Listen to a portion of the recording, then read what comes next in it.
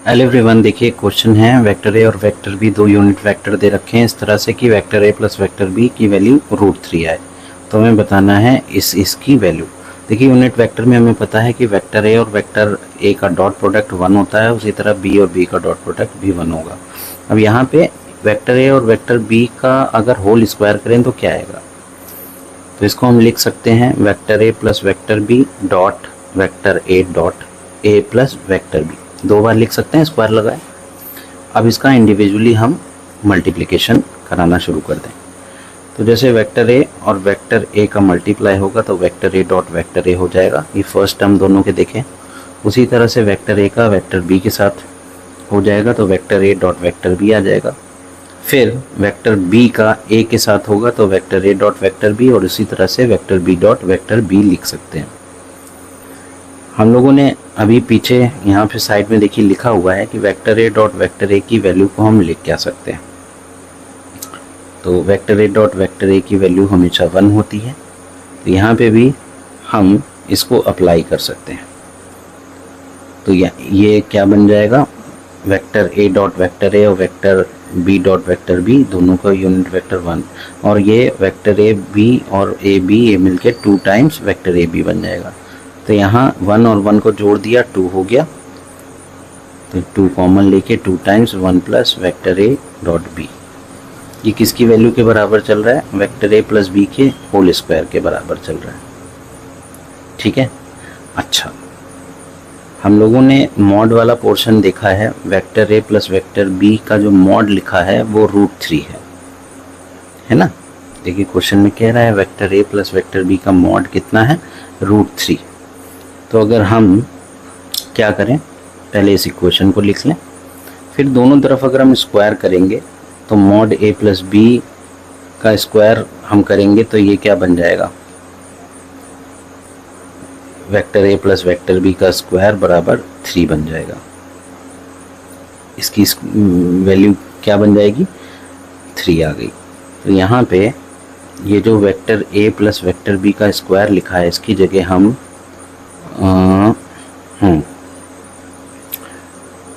ये लिख सकते हैं।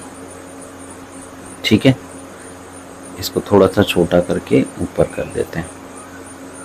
ठीक है, ये चीज़ लिख ली हम लोगों ने। अच्छा एक चीज़ बताइए, तो स्क्वायर है ना, तो इसकी जगह तो 3 आएगा। Vector A plus vector B का जो मॉड था उसकी जगह √3 था, स्क्वायर लगाएंगे तो vector A plus vector B का होल स्क्वायर हो जाएगा, जिसकी वैल्यू 3 आ गई। 3 लिखा, यहाँ से ये 2 डिवाइड में आ गया तो 3/2 equals to 1 plus vector A dot vector B हो गया। ये चल रहा है। अब ये 1 उधर की तरफ चला जाएगा तो 3/2 माइनस 1 हो जाएगा और ये बचेगा vector A dot vector B. 3/2 में से 1 गया, इसकी वैल्यू कितनी आएगी, 1/2 equals to vector A dot vector B. इसको हम बॉक्स में लिख लेते हैं। ठीक, अब vector A dot vector B की वैल्यू आगे हमें जहाँ ज़रूरत पड़ेगी इसको हम पुट कर सकते हैं 1/2। अब देखिए क्वेश्चन में हमें दिया क्या हुआ था, जो क्वेश्चन में वैल्यूज़ दे रखी थी इसको हम ठीक से यहाँ पे लिख लें।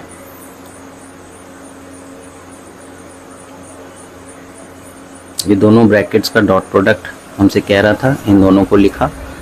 अब इंडिविजुअली हम एक एक करके इनको मल्टीप्लाई करेंगे। तो जब इसको मल्टीप्लाई करेंगे 2a को दूसरे वाले 3a से, तो 3 2 ज़ा कितना हो जाएगा, 6 हो जाएगा। वेक्टर ए डॉट वेक्टर ए बचेगा। उसी की तरह इसको दूसरे वाले नंबर से मल्टीप्लाई करेंगे, तो दूसरे वाले से मल्टीप्लाई करेंगे तो हमारा प्लस का 2 vector A dot vector B आएगा। और फिर ये दूसरा नंबर माइनस का था, 5 3 ज़ा 15 vector A dot vector B. और फिर ये b वाला b के साथ मल्टीप्लाई होगा तो माइनस का 5 b डॉट वेक्टर b। ठीक, इतनी बात आ गई। Vector A dot vector A की वैल्यू 1 होती है, vector B dot vector B की वैल्यू भी 1 होती है, तो यहाँ पे हम 1 से मल्टीप्लाई कर देंगे तो 6 × 1 हो जाएगा, प्लस 2 टाइम्स इसको 15 में से 2 गया, माइनस का 13 वेक्टर ए बी माइनस का 5 × 1, इसको हम लिख सकते हैं 6। और ये पोर्शन देखिए माइनस का 13 वेक्टर ए डॉट बी, और वेक्टर ए डॉट बी की वैल्यू हम उठा करके अगले स्टेप में लिख देंगे जो हमने निकाली थी 1/2। तो ये फिलहाल हो जाएगा 6 माइनस 3 13 इंटू 1/2 माइनस 5। 6 और 5 में से 1 गया, 1 बचा, 1 माइनस 13/2। अब इसका एलसीएम लेंगे तो 2 माइनस 13/2 हो जाएगा। ये 4 माइनस 13/2